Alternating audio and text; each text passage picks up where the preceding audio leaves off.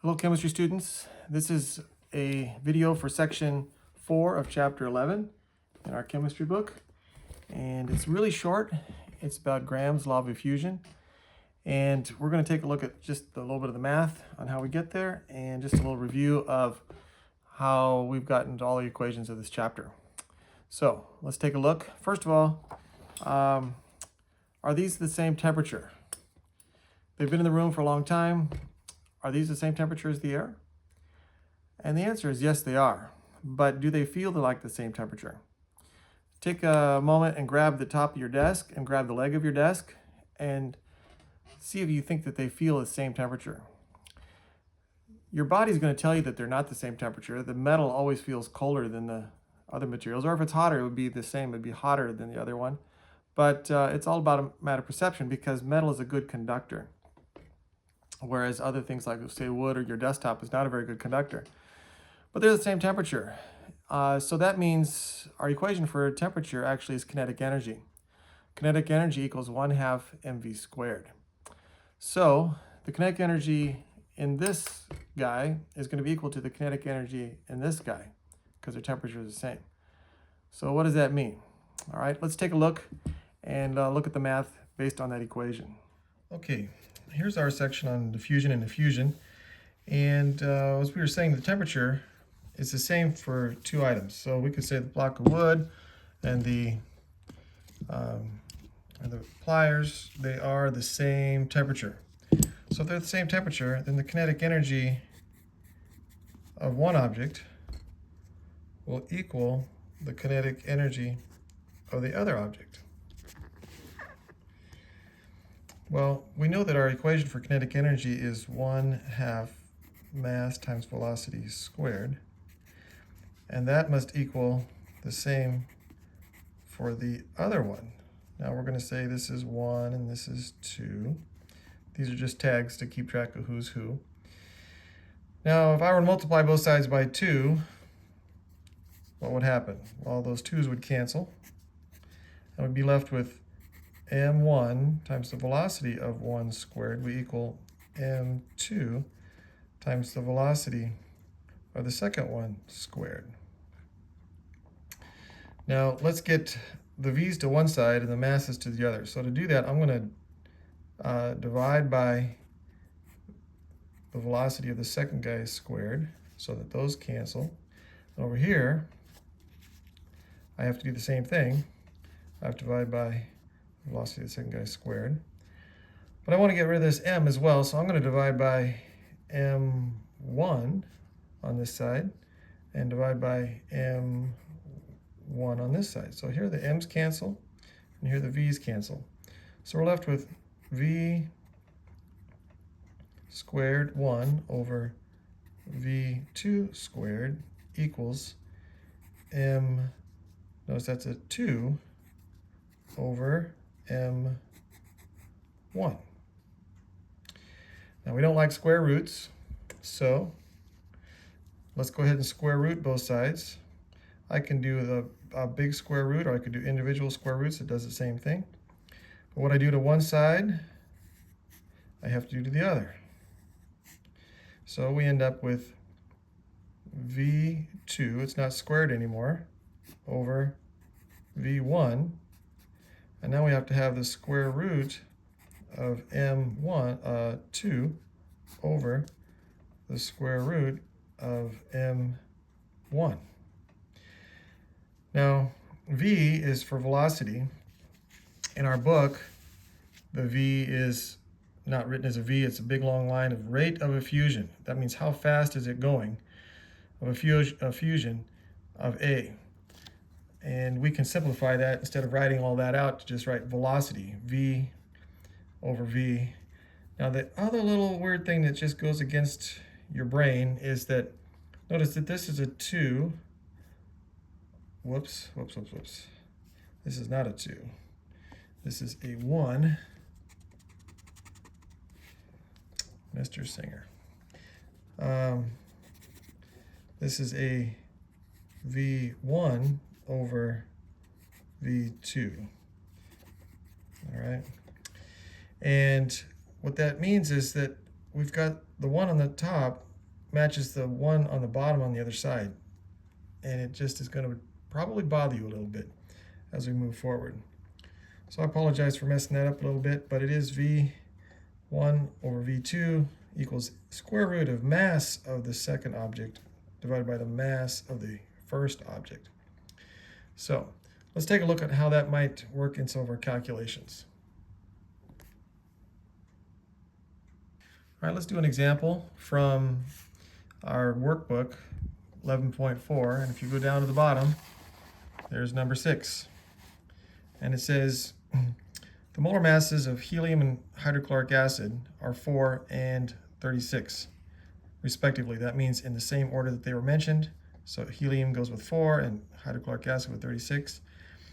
What is the ratio of the mass of helium to the mass of HCl? Now, usually with the first problems that we do in our homework, they're kind of giving us a step-by-step. Later on in the homework, they're not going to give us an A, B, and C. They're just going to give us a question, and you have to answer it all. But here they're giving us it to us in steps, which can make it a little confusing. But so here we go. The molar masses of those two. What is the ratio of the mass? Well, that just means a ratio of one to the other. So what we're going to do, we've got the helium is 4 grams, hydrochloric acid is 36.46.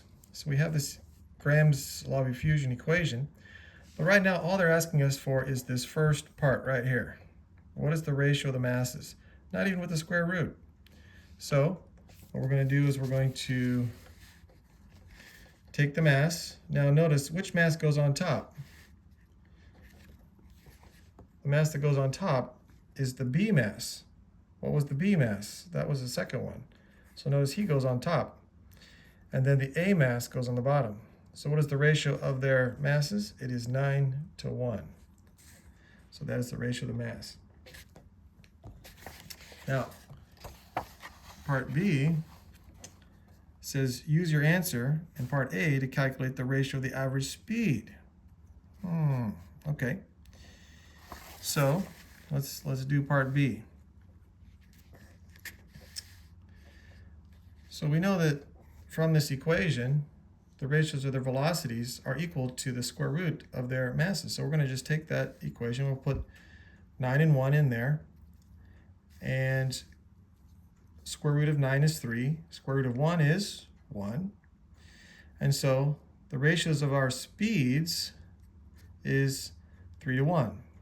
Now it hopefully makes sense that the lighter, less massive molecule will go faster than the more massive molecule. Remember from our equation here that it would make sense that if the temperatures are equal, then if we have a bigger mass, then we're going to have a smaller velocity to equal a smaller mass and a bigger velocity in order for them to be equal. So the little guy will always go faster. He's always going to have a faster velocity. The bigger guy will always have a smaller velocity. So when you do these calculations, ask yourself, does it make sense that helium should be faster than hydrochloric acid, which is much heavier? Well, he goes 3 times faster. All right, so now on the back of the page is part 3 or C. If helium's average speed is 1200 meters per second, what's the average speed of HCl? So if you know how fast helium goes, can we figure out how fast the other guy goes, hydrochloric acid? Well, you know that helium is 3 times faster, so HCl is also 1/3 as fast as helium. So we can take the 1200 meters per second for helium, and we know that helium is 3 compared to 1 for hydrochloric acid. So you go 1200 divided by 3 is 400 meters per second. Okay, now let's do a quick review of the whole chapter of all the equations. So the first equation we had at the beginning of the chapter was this one, pressure equals force per unit area. Then we had Dalton's law of partial pressures, which says that the total pressure of a gas collected over water is the partial pressures of all of them. And let's just take a quick peek in our chapter. of that equation. There it is. And it's referring to when we collect a gas in some water. All right, and there's the partial pressure there. We've talked about that. All right. Then we have Boyle's law, PV equals PV. Then we had Charles' law and Gay-Lussac's law. Just a reminder that these are alphabetical: Boyle's, Charles, and Gay-Lussac's. Now we can take all of these and combine them, and we get this combined gas law. Notice that the first one at the top, that's Boyle's law. Then the next one, if we go around clockwise, the second one is Charles' law. And then if we keep going clockwise and circle that one, that is Gay-Lussac's law. Now it's kind of cool. If you go to the end of our chapter, you'll see this little table here on 377. Notice they saw the combined gas law. If none of the three things are held constant, we have the whole gas law. However, Boyle's law says, the temperature doesn't change.